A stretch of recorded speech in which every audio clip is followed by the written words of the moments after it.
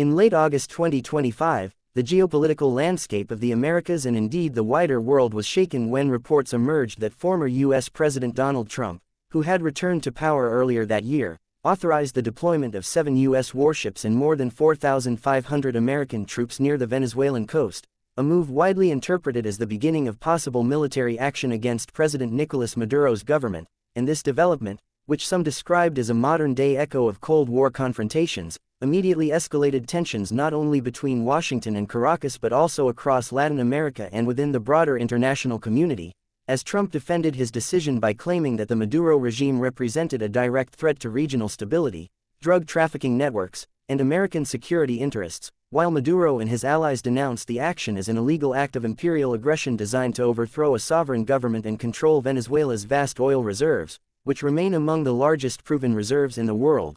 The crisis had been building for years, with Washington maintaining sanctions on Caracas since the late 2010s, accusing the Maduro administration of corruption, authoritarianism, and human rights abuses, while Venezuela, supported diplomatically and economically by Russia, China, Iran, and other anti-Western states, consistently rejected U.S. interference, insisting that its political crisis was a domestic issue and that its sovereignty must be respected. Yet with Trump's return to office in 2025, U.S. foreign policy shifted dramatically from cautious pressure to overt confrontation, as Trump vowed to end socialist tyranny in the Western Hemisphere, and the deployment of naval and ground forces near Venezuelan waters became the most concrete expression of this doctrine, sparking fears of a direct military intervention similar to past U.S. actions in Grenada 1983 and Panama 1989. For Maduro, the threat was existential, as he called upon the Venezuelan military and people to prepare for defense, declaring that Venezuela would never bow to imperial dictates, mobilizing reservists, strengthening coastal defenses,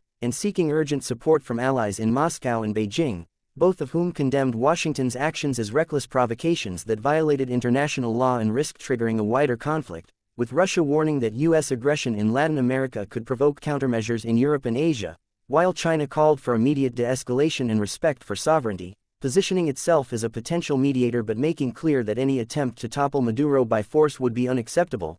At the same time, within the United States, Trump's decision sharply divided domestic opinion, with his supporters praising the move as a necessary step to contain what they described as a failed socialist dictatorship that caused mass migration, poverty, and instability across South America, while his critics, including many Democrats and even some Republicans, warned that military adventurism in Venezuela could drag the U.S. into another costly and unnecessary conflict, drain resources, and alienate Latin American partners who feared the revival of the infamous Monroe Doctrine, policy under which Washington historically dominated the region. Globally, the reaction was mixed, with NATO allies expressing cautious concern, reluctant to endorse military action but unwilling to openly criticize Washington, while the United Nations convened an emergency session where numerous countries from Latin America, Africa, and Asia condemned the U.S. move as a violation of the UN Charter, demanding withdrawal of forces and urging dialogue instead of confrontation. Yet, the presence of American warships and thousands of troops near Venezuelan shores remained a stark reality,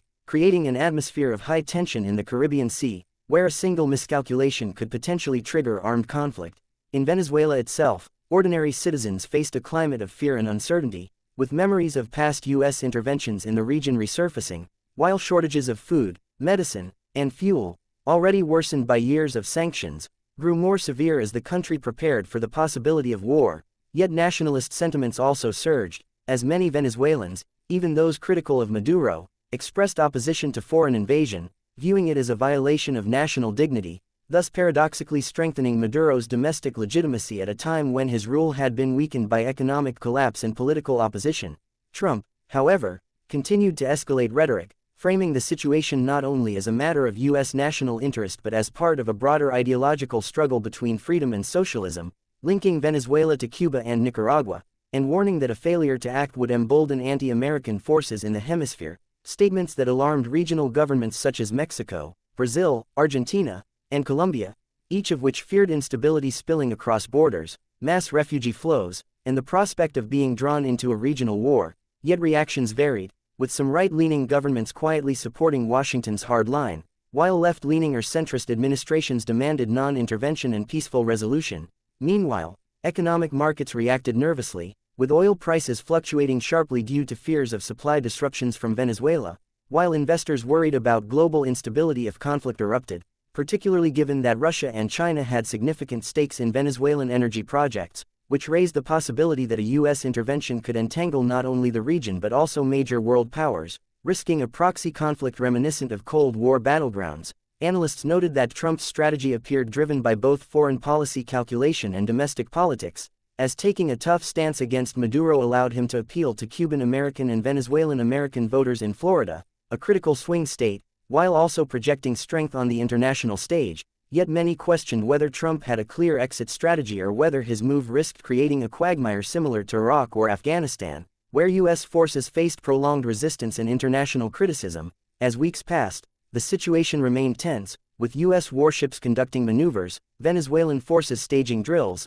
and international mediators, including the UN, the European Union, and some neutral Latin American states, attempting to broker dialogue. But with both sides entrenched, compromise seemed unlikely, leaving the world to wonder whether August 2025 marked the beginning of a new war in the Americas, one that could redefine U.S. foreign policy, destabilize Latin America, and test the strength of global alliances in an increasingly multipolar world order. Ultimately, Trump's deployment of 7 warships and 4,500 troops off the Venezuelan coast was more than a tactical move. It symbolized the rebirth of interventionist U.S. doctrine, the re-emergence of Cold War-style confrontation in the Western Hemisphere, and the fragility of international law when confronted with raw power politics. And whether this escalation would lead to actual invasion, prolonged standoff, or diplomatic compromise remained uncertain, but its impact on world politics, oil markets, regional security, and the balance of power between Washington, Moscow, and Beijing was already profound, ensuring that historians would look back on the late summer of 2025 as a turning point in the struggle between national sovereignty and hegemonic ambition.